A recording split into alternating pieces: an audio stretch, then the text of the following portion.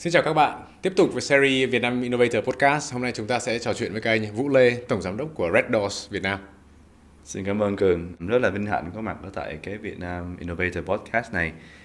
Thì đối với Red Door và đối với Vietcetera thì không có gì xa lạ cả. Nhưng mà hôm nay thì Vũ nghĩ rằng là nó sẽ là một cái cơ hội rất tốt để có thể share lại với tất cả mọi người ở đây là Red Door làm gì trong vòng một năm vừa qua.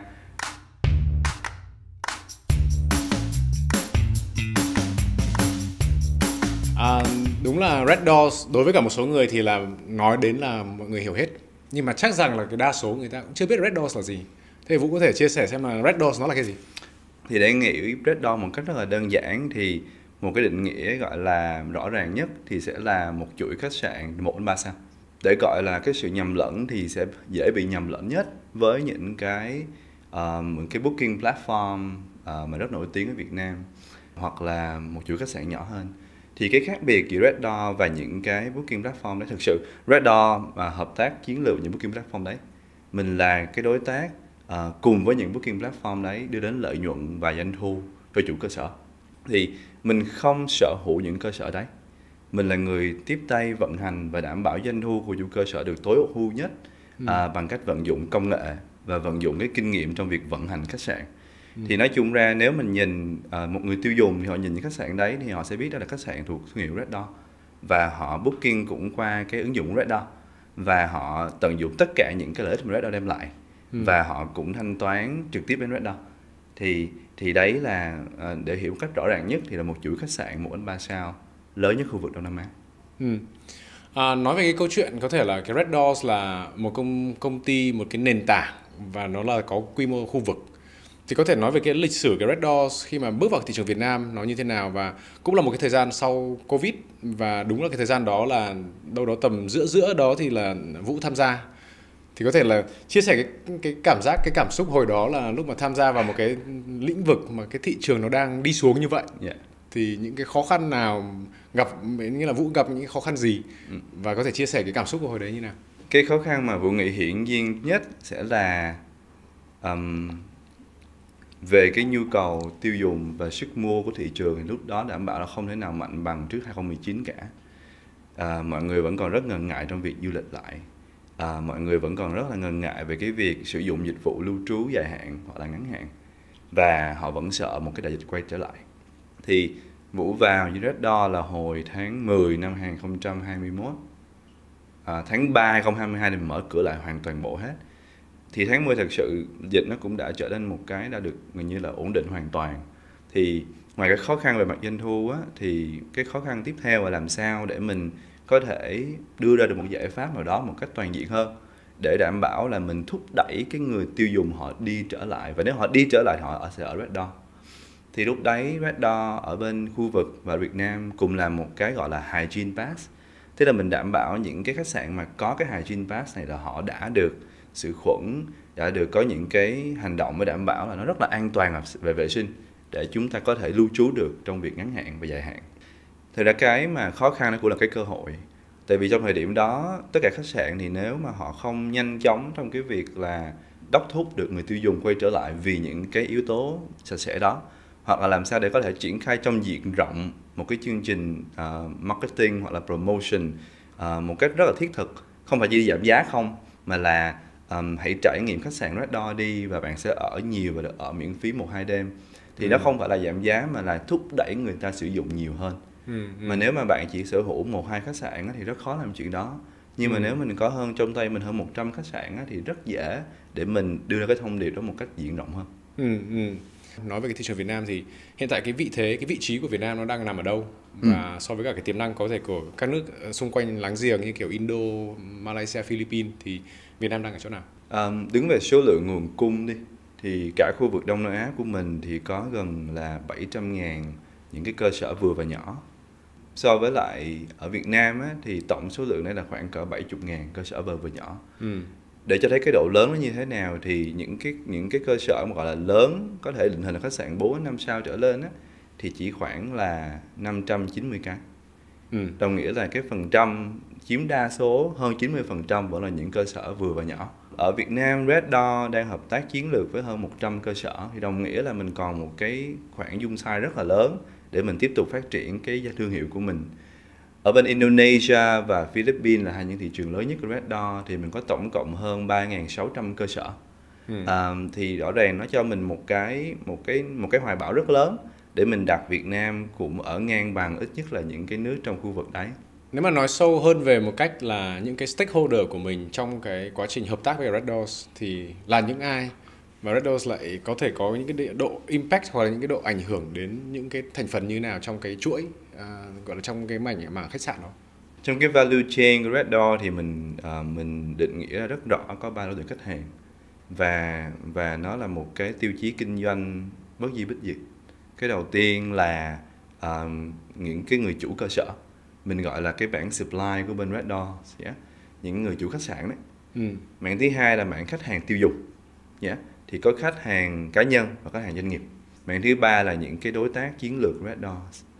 Thì tập trung lớn nhất Red Door đến bây giờ là về chủ cơ sở trước. Tại vì Red Door tự tin rằng là khi chủ cơ sở đồng hành, tự tin với thương hiệu của mình và gắn bó để cùng đưa một cái dịch vụ tốt nhất, thì tất cả mọi thứ khác sẽ đến. Cái thứ hai là về khách hàng. Thì hướng đến khách hàng thì Red Door có một vài những tiêu chí rất là rõ ràng. Tất cả những khách hàng đến tất cả khách sạn Red Door đều sẽ expect một cái same look and feel.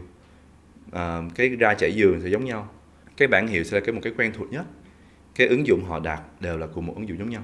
Và họ sẽ có được cái dịch vụ về mặt tiêu chuẩn như là giường sẽ phải gọn gàng, không có mùi, phòng tắm phải sạch sẽ, có nước nóng. Đó là một cái rất là tiêu chuẩn mà thực sự về phía chúng ta, nếu chúng ta đi du lịch nhiều á, thì mình nghĩ đó là một cái bắt buộc phải có. Nhưng mà nó chưa chắc hiện diện tất cả khách sạn 1 đến 2 sao đâu. Nó sẽ có rất nhiều những cái tiêu chuẩn khác nhau.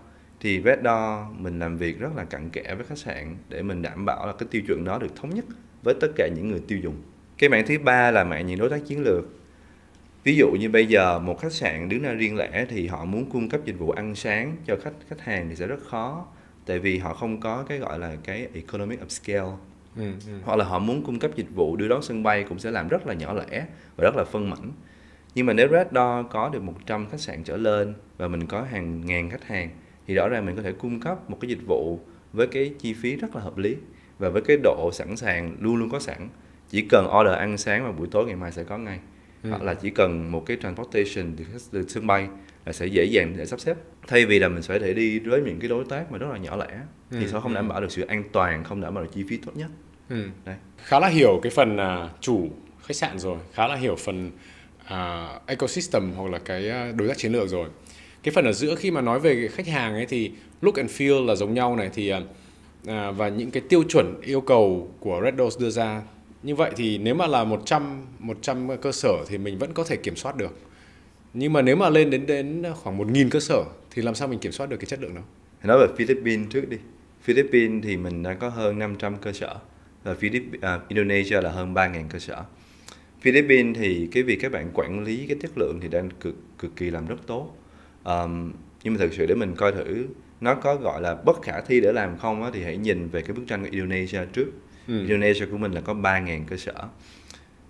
Vũ khá là tự tin để nói rằng hầu hết tất cả những cái look and feel là rất là tiêu chuẩn, rất là consistent với nhau. Thì một trong những cái mà ngay cả Việt Nam của mình cũng đang bắt đầu học hỏi là thay vì có một số lượng nhân viên rất lớn, ngày nào cũng xuống kiểm tra, ngày nào cũng gọi là spot check, ngày nào cũng gọi điện thoại xuống hết á, thì có thể là lúc mình đi ra rất sát thì họ sẽ làm rất đúng và tiêu chuẩn rất là tốt. Nhưng mà không làm như vậy hoài được. Thì cái mấu chốt để đảm bảo là chủ khách sạn họ quan tâm đến chất lượng nhiều hơn, thực sự là để đảm bảo cái doanh thu của họ qua cái việc là đưa được nhiều khách hàng đến nhất cho họ.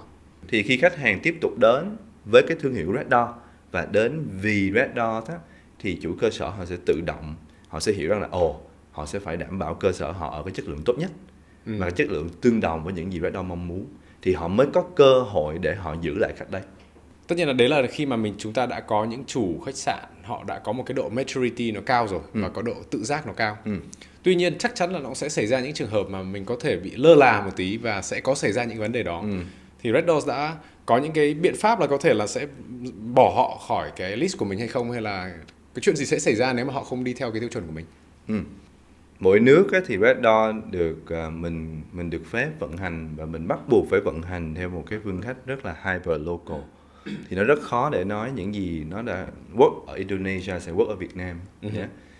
Đối với bản thân Vũ ở Việt Nam mình á, thì chủ cơ sở, những người chủ khách sạn của mình là một trong những có thể gọi rằng là sẽ cần rất nhiều thời gian để chúng ta làm việc hợp tác với họ, để họ thực sự họ hiểu Red Door, và sau khi họ hiểu thì cái mối quan hệ của họ với Red Door thực sự rất là lâu dài.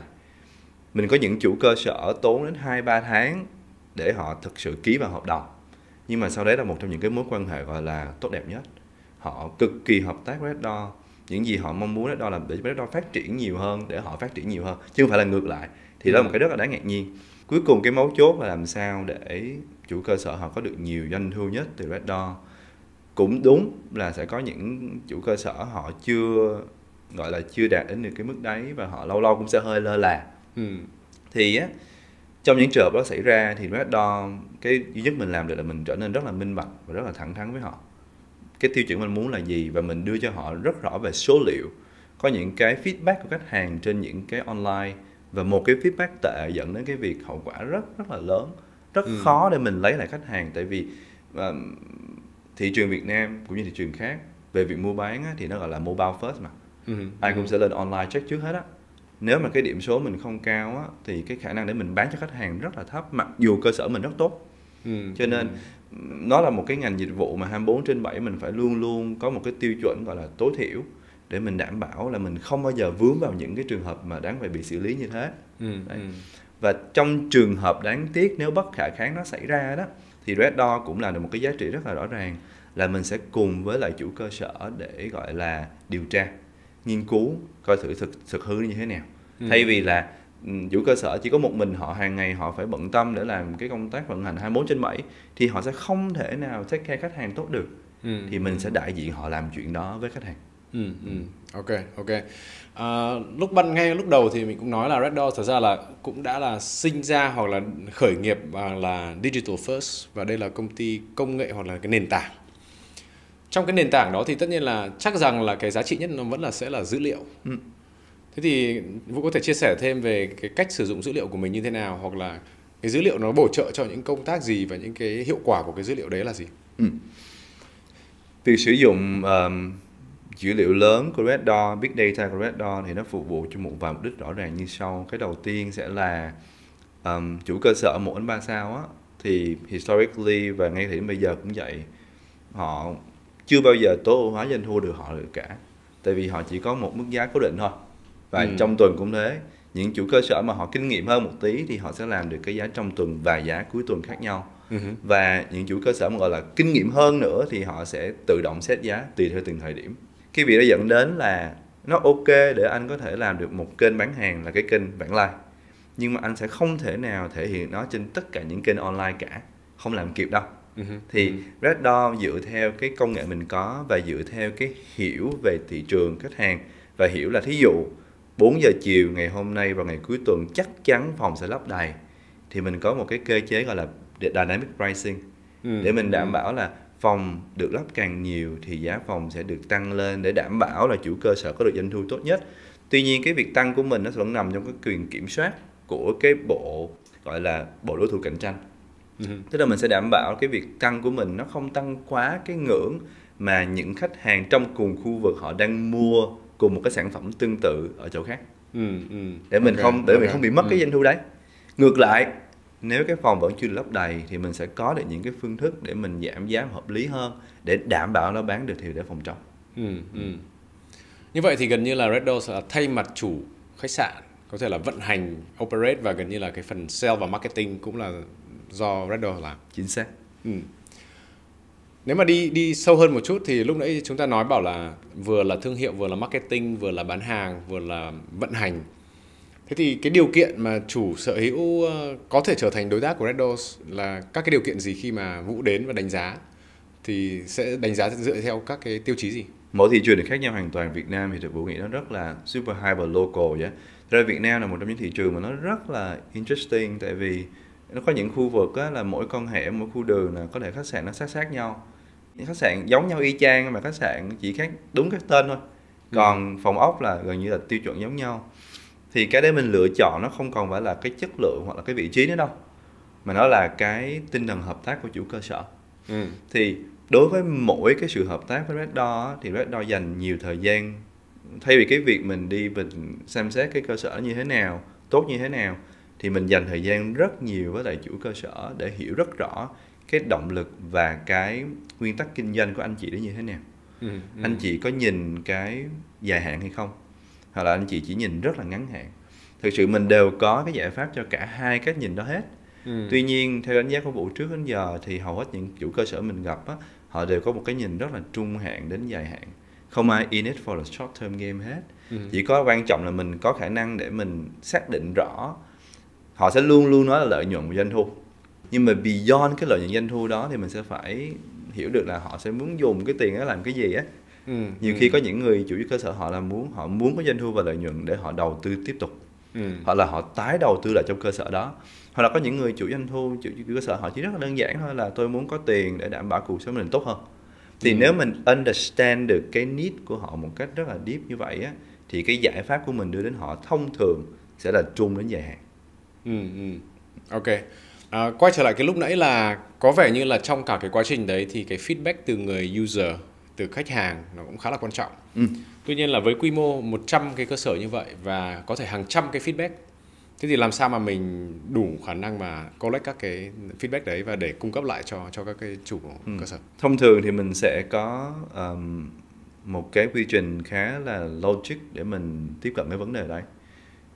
Đầu tiên là mình sẽ nhìn cái doanh thu khách sạn thôi. Nếu doanh thu khách sạn mà vẫn đang trên đà phát triển ngang bằng với cái mức phát triển thị trường hoặc là tốt hơn á, thì ít nhất là mình cũng không quá quan tâm lắm, tại vì họ đang làm rất tốt. Nhưng có một khách sạn mà khoảng cỡ 2 tuần gần đây họ bị giảm doanh thu, và thật sự họ cũng, tất nhiên là vì họ là đối tác rất là khăng khít với Red Door, họ sẽ luôn luôn cho Red Door biết việc đó. Thì mình ngay lập tức mình sẽ coi thử coi là nó giảm ở cái kênh nào. Thí dụ nó giảm ở cái kênh bán hàng các hàng doanh nghiệp á, thì các bạn sẽ bắt điện thoại gọi ngay là anh ơi, chị không ở, nếu có lý do gì không.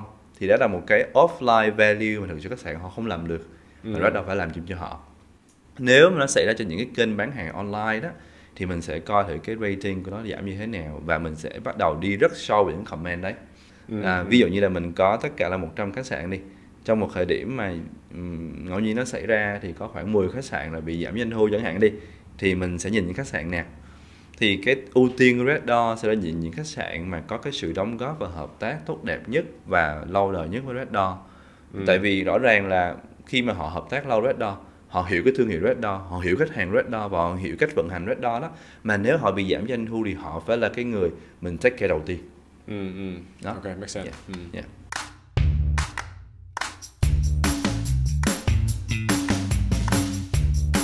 Nếu mà chúng ta nói về cái việc là các cái cách này thì đúng là nói về 100 cơ sở thì vẫn là mình làm được. Nhưng mà chẳng hạn bây giờ chúng ta tăng trưởng lên đến một nửa đi, ví dụ như kiểu là Indonesia làm mẫu đi. Indonesia thì bây giờ là về mặt dân số họ đang gấp 3, đúng không? Thì bây giờ coi như là họ đang có 3.000 thì Việt Nam đang là 100, mình lên đến 1.000. Nếu mà lên đến 1.000 thì đội ngũ của Vũ và Vũ có thể vẫn làm nổi những cái việc này không? Vũ không có kế hoạch để mình tăng cái số lượng nhân viên tỷ lệ thuận với cái số lượng cơ sở. Thì lúc đấy cái công nghệ bắt đầu nó được tham gia vào. Thì mình có những cái tool mình đã build trong nội bộ của mình để mình bắt đầu mình track những cái rating đó một cách rất là automatic. Cái đầu tiên là mình sẽ track được là cái rating nào bị drop, chứ mình không cần phải vào mình check trực tiếp. Cái thứ hai là mình có khả năng để mình bắt đầu có một cái social listening, để mình coi thử coi là người ta nói những cái keyword gì ở trong cái khu vực này. Bắt đầu mình sẽ nói, nếu mình pick up được một chữ liên quan tới Red Doors á, thì mình ngay lập tức đó là một cái signal của mình deep down là cái quận này nó có một cái gì đó nó khá là negative về Red Door brand, thì mình sẽ coi thử nó nằm ở đâu. Và mình sẽ đối chiếu ngược lại với cái chỗ rating được highlight đang bị giảm, thì mình sẽ deep down những cái cơ sở đấy. Đó là một cái gọi là after the fact nó xảy ra rồi, đúng không? Nhưng mà để gọi là giảm thiểu cái việc nó xảy ra đấy, thì cuối cùng vẫn phải là tiêu chuẩn hóa được cái quality, đảm bảo là người chủ cơ sở họ có một cái mindset mà họ muốn serve. Mà đấy là một cái education process mà nó cần cả hai bên phải work rất là closely với nhau. Starting with Red Door trước, đem được cái doanh thu lợi nhuận trước, thì lúc đó mình dễ nói chuyện hơn với họ về những cái gì mình muốn làm với họ. Bây giờ có thể nói câu chuyện hơi khác một chút, tại vì là nếu mà nhìn ở góc độ chủ cơ sở chẳng hạn thì có lẽ là văn hóa Việt Nam mình vẫn mình hay giấu cái việc là thu nhập mình bao nhiêu, mình kiếm được bao nhiêu tiền. Thì ở đây nếu mà như vậy thì Có vẻ như là gần như là rất là minh bạch, và cái một doanh thu lợi nhuận của một cơ sở là bao nhiêu Red Doors sẽ biết. Nếu mà Vũ đi làm việc nói chuyện với cả các cái chủ cơ sở đấy thì liệu đây có phải là vấn đề không? Cái về liên quan đến cái việc privacy, liên quan đến cái việc thông tin nó hơi nhạy cảm. Vũ chưa bao giờ gặp một chủ cơ sở nào mà họ chia sẻ ngay lần đầu tiên hết. Nó sẽ cần một cái khoảng thời gian, tùy theo chủ cơ sở, tùy theo cái quy mô kinh doanh của họ, và tùy theo cái độ gắn kết và tin tưởng của họ nữa. Thì ít nhất cũng phải là 2 đến 3 lần thì họ bắt đầu họ cho mình biết là họ cần mình ở đâu. Thường Vũ sẽ thấy cái đầu tiên á, mà làm cho những bạn mà gọi là tiếp cận thị trường nhục chí nhất là chủ cơ sở nói rằng là chúng tôi không cần Red Door, tại vì tôi làm rất tốt. Thì nó có một vài những cái tactics mình có thể mình coi được. Các bạn sẽ phải rất cực khổ và cực kỳ sáng tạo nhé, là các bạn ngồi coi cái bài giữ xe á. Nếu mà nó đông thật. Hoặc là các bạn sẽ ngồi vào cuối tuần. Nếu mà cuối tuần đông thì ít nhất chủ cơ sở vẫn có thể tiếp tục vận hành được trong cuối tuần. Nhưng mà nếu mà cuối tuần đã vắng rồi á, thì không có lý do là trong tuần ở đông. Thì các bạn sẽ phải bằng một phương thức nào đó, thậm chí ở khách sạn để coi thử là chất lượng dịch vụ như thế nào, để có thể có được cái niềm tin cái bạn lễ tân hoặc là cái chú bảo vệ đó. Nó rất là hyper local ở Việt Nam, để mình find out rất rõ ràng là thật sự chủ cơ sở họ có cần sự giúp đỡ của mình không. Thì nếu mình xác định là cần ấy, mà họ nói không á, thì lúc đó mình sẽ bắt đầu mình go in để mình thể hiện rất rõ ràng cái thiện chí hợp tác của mình. Thì 90% chủ cơ sở họ sẽ bắt đầu họ rất là cởi mở và họ nói là ok, anh chị thật sự cần sự giúp đỡ. Ok, rất hay, rất hay. Nếu mà bây giờ nói về, trước hết là chúng ta nói về khách hàng đi đã. Tập khách hàng của Red Doors đang hướng tới, hoặc là cái profile của khách hàng, thì là liệu mình có specific hay là mình có gọi là có cụ thể là ai, là như thế nào, là nam hay nữ, tuổi tác như thế nào, thì có thể Vũ chia sẻ thêm là cái profile là như thế nào. Về mặt tính chất thương hiệu Red Doors á, thì mình sẽ rất là appealing cho những bạn trẻ. Về mặt logic là thế, tại vì công nghệ mobile first. Nhưng mà thực tế ở Việt Nam á, thì cái độ tuổi khách hàng mà sử dụng Red Door nó hơi nhỉnh hơn một tí. Mình sẽ thấy rất ít những bạn từ 19 đến 24, 25 tuổi. Mình sẽ thấy rất nhiều những bạn từ 26 đến 40 tuổi trở đi. Tại vì một trong những cái sector mà đang phát triển rất là tốt của Red Door là khách hàng doanh nghiệp. Nếu mà họ cần phải đi công tác thì họ sẽ một trong những cái chỗ ở là cái chỗ quan trọng nhất của họ, và thông thường họ sẽ lựa chọn những cái chỗ mà với những cái vị trí gọi là gần công ty làm việc của họ. Thì Red Door mình cũng hiểu những cái nhu cầu đấy, cho nên những cái cơ sở mình tiếp cận và mình gọi là hợp tác với họ nó cũng gần những cái khu trung tâm văn phòng thương mại. Thì về mặt location là mình đã có thể win được một tí rồi. Nói cái giá trị khác nữa là thay vì một cái bạn nhân viên bạn tự túc bạn phải đi book, bạn không biết rằng là cái cơ sở này nó an toàn cỡ nào, thì nếu bạn book với một cái platform, một cái thương hiệu của Red Door thì bạn yên tâm hơn một tí. Ít nhất có chuyện xảy ra thì cũng có Red Door ở đó. Với một cái người admin trong công ty đi, thì nếu bạn phải chuẩn bị cho một cái đoàn khoảng 5 đến 10 người khách, bạn sẽ phải gọi rất nhiều khách sạn để bạn check giá, bạn kiểm tra. Bạn chỉ việc làm việc với một mình Red Door thôi. Thì bạn sẽ có rất nhiều sự lựa chọn mà bạn có thể tự động để bạn quyết định. Quyết định cuối cùng là khách hàng. Mình chỉ có cái cách thức để mình cho họ một cái lựa chọn tốt nhất thôi. Với một cái giá trị gọi là tốt nhất. Nếu mà chuyển qua về chủ khách sạn, thế thì trong cái 100 cơ sở hiện tại đang hợp tác với cả Red Doors thì Vũ có thấy cái sự khác biệt giữa cái tư duy, cái mentality, cái độ sẵn sàng và cái độ có thể trưởng thành của các chủ sở hữu nếu mà so sánh các cái thành phố khác nhau, hoặc là miền Nam, miền Bắc hay là miền Trung, thì liệu nó có những cái điểm gì nó khác biệt không? Vũ có thể khá là tự tin để nói là nó có một sự khác biệt khá là rõ ràng giữa những chủ cơ sở miền Nam và miền Bắc. Cả hai chủ cơ sở thuộc miền Nam và miền Bắc thì đều có một cái cảm nhận về thương mại rất là nhạy bén. Cả hai chủ cơ sở đều mong muốn là phát triển kinh doanh của mình hết, thì đó là chuyện hiển nhiên. Nó chỉ khác một điểm rất lớn là để khi Red Door làm việc với một chủ cơ sở ở miền Bắc á, thì cái thời gian để chủ cơ sở miền Bắc thực sự hiểu và tin tưởng vào cái thương hiệu Red Door á, nó dài hơn rất nhiều. Nó dài hơn rất nhiều. Và nhiều khi cái cảm nhận của Vũ và những bạn thị trường á, là các chủ cơ sở miền Bắc đang cố gắng để cho Red Door một cái bài toán thử nghiệm gọi là khó khăn nhất. Thì nếu mà mình vượt qua được á, thì cái minh chứng rõ ràng là mình gắn bó với họ lâu dài hơn rất nhiều, và họ sẵn sàng để cùng đi với mình qua những cái thời điểm khó khăn nhất. 100 cái khách sạn mà đang hợp tác Red Door sau cái thời kỳ pandemic vừa qua thì phần rất lớn là chủ khách sạn ngoài cơ sở miền Bắc, hoặc là khách sạn mà có người là chủ là người Bắc, hoặc là thậm chí là người Nam nhưng mà lại có gốc người Bắc. Đó. Trước đây thì Vũ cũng là làm cho công ty nền tảng, nhưng mà nền tảng này thì nó khác nền tảng trước. Nhưng mà ở đây thì có thể là những cái bài học gì cho cá nhân Vũ mà đã học được từ khi tham gia Red Doors? Thực ra Vũ học được rất nhiều từ cả hai công ty. Vũ có thể nói rằng là ở Red Door thì nó là một trong những cái ngành kinh doanh mà Vũ nghĩ trung hòa giữa công nghệ và trung hòa giữa cái vận hành operation và trung hòa với cái việc mối quan hệ với con người có thể gọi là đầy màu sắc và phức tạp nhất từ trước đến giờ. Phức tạp hơn rất nhiều với cái công nghệ mà Vũ đã từng có kinh nghiệm. Nhưng mà nó phức tạp nhưng mà nó cũng rất là đẹp, tại vì ở đây á mình đang thực sự làm việc với một người chủ doanh nghiệp, thì cái mindset của họ là một cái sự hòa quyện giữa suy nghĩ ngắn hạn là hàng ngày tôi phải đảm bảo đủ tiền trả tiền nhân viên, nhưng mà nó cũng là một cái trung hạn hơn là làm sao để mình có thể trong vòng 6 tháng trở thành một cái thương hiệu tốt nhất ở khu vực này của mình để khách hàng đến với mình nhiều hơn. Và vì đó dẫn đến cái dài hạn là làm sao tôi có thể có được cơ sở thứ hai, thứ ba, thứ tư dưới cái thương hiệu cùng Red Door, hoặc là làm sao để tôi có thể có một cái ngành kinh doanh mà nó khá là bền vững để tôi hand over cho thế hệ thứ hai. Thì đó là cái mà chưa có trong cái công nghệ hồi trước vừa làm. Nhưng mà ở đây á, thì chủ cơ sở hầu hết họ đều có một cái mong muốn rất là rõ ràng với cái việc đó. Thì nó cho mình một cái mission và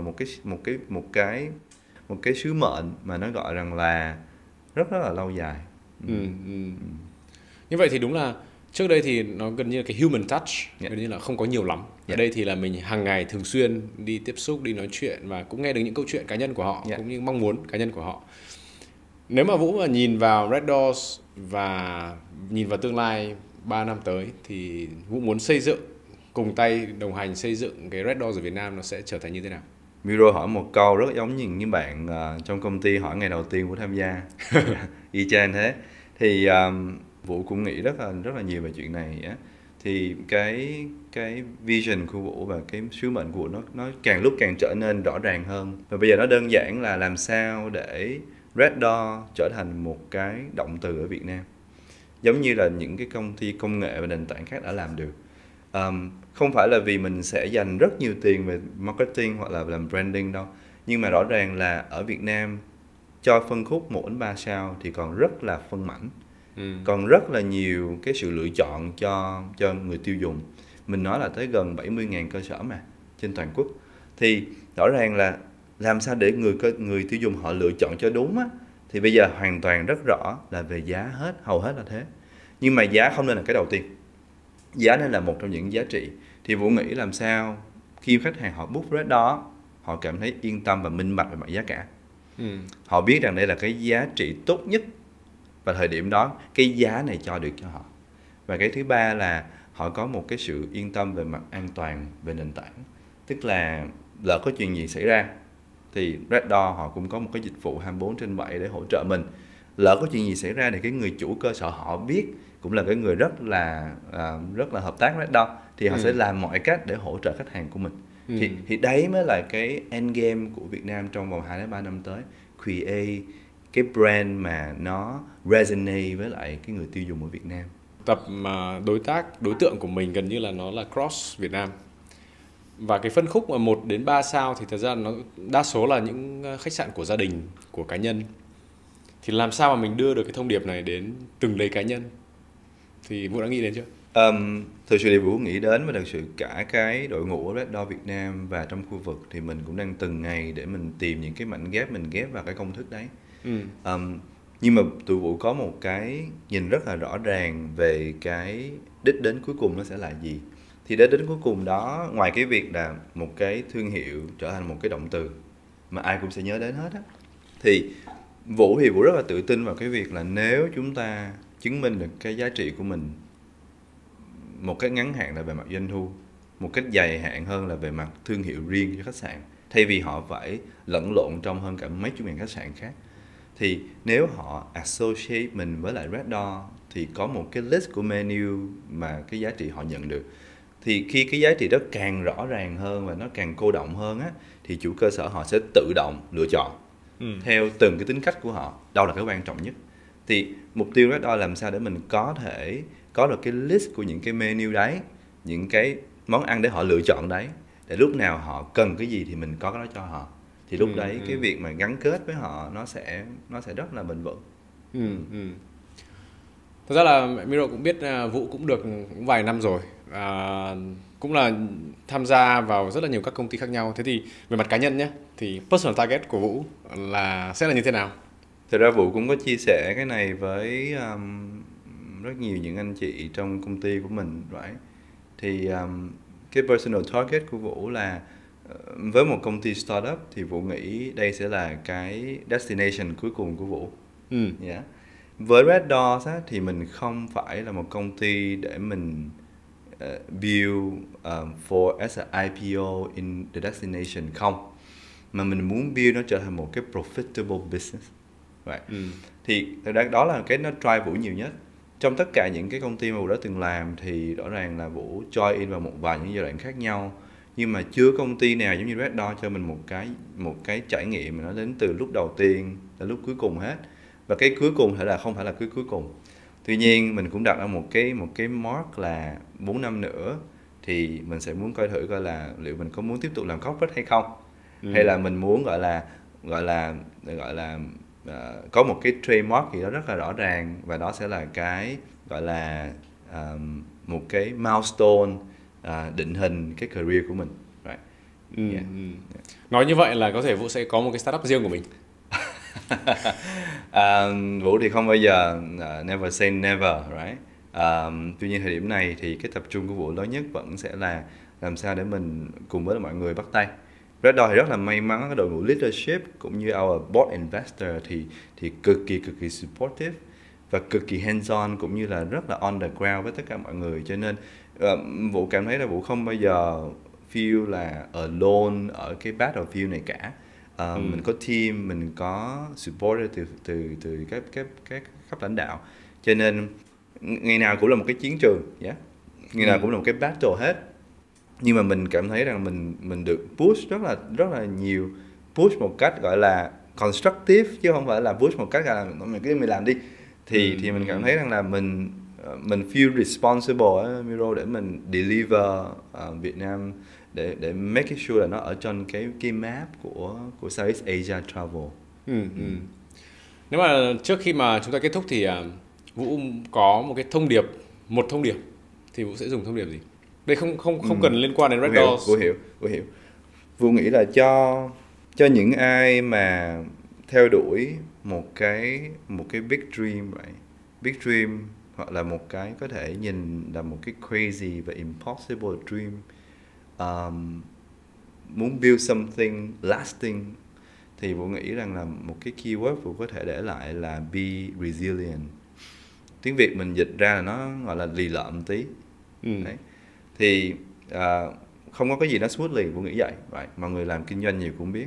Nhưng mà nếu mình rất là rõ về cái end goal mình là gì á, thì mình chỉ việc đảm bảo là mình tìm được những người đồng đội và đồng nghiệp của mình cùng một cái end goal đấy, và mình cùng nhau push lẫn pull họ đi chung với mình thôi. Thì Vũ nghĩ ở cái cương vị của Vũ là một trong những cái perfect opportunity để Vũ làm cái chuyện đó. Bản thân Vũ phải be resilient đã. Gặp chủ cơ sở mà họ có reject mình 10 lần thì mình cũng cố gắng gặp lại lần 11. Đấy, đó. Yeah. Ok. Rất cảm ơn Vũ đã đến chia sẻ với cả Vietcetera, và cũng là chúc cho Red Doors sẽ có một cái tương lai thành công và mang được một cái thương hiệu đến cho tất cả mọi người. Cảm ơn Miro. Thank you. Yeah. Cùng chặng đường 48 năm hình thành và phát triển, Tổng công ty Vietcetera, công ty cổ phần là nhà sản xuất vật liệu xây dựng và đầu tư kinh doanh bất động sản lớn nhất Việt Nam. Với hơn 40 đơn vị thành viên, chúng tôi tự hào là nhà cung cấp dịch vụ hàng đầu về vật liệu xây dựng, bền vững và chất lượng cao, đồng thời là nhà phát triển khu công nghiệp hàng đầu Việt Nam.